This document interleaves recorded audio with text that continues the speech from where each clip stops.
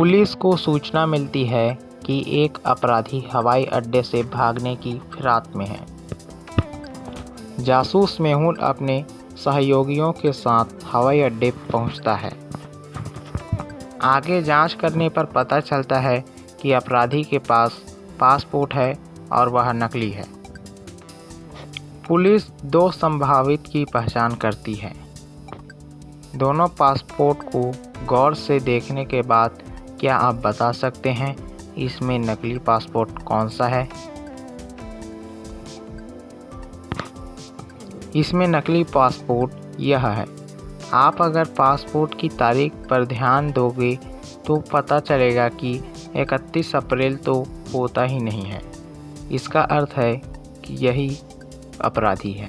Same एक छोटा बच्चा था, उसका अपहरण कर लिया गया था, पर वह किसी तरह उसके चंगुल से छूटने में कामयाब रहा।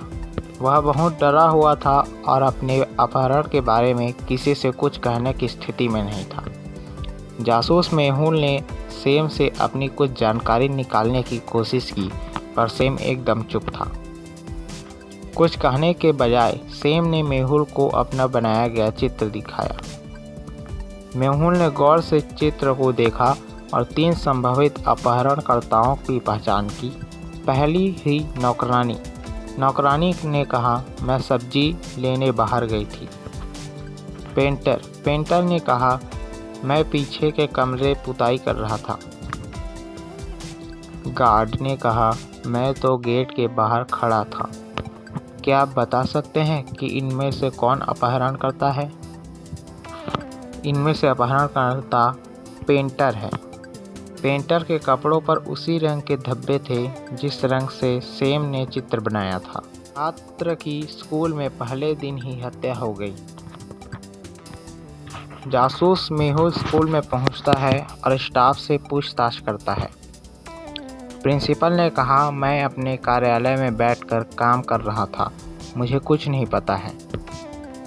टीचर ने कहा, मैं क्लास में थी, मैं छात्रों की मध्य एग्ज़ाम की उत्तर पुस्तिका की जांच कर रही थी, मुझे कुछ नहीं पता है।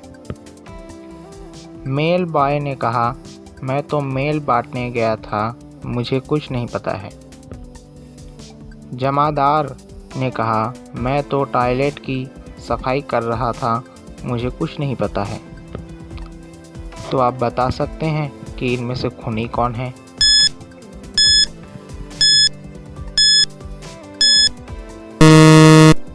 टीचर। जब स्कूल का पहला दिन था तो टीचर मध्य एग्ज़ाम की उत्तर पुस्तिका की जांच कैसे कर रही थी? इसका मतलब है वह झूठ बोल रही है और उसने ही खून किया है।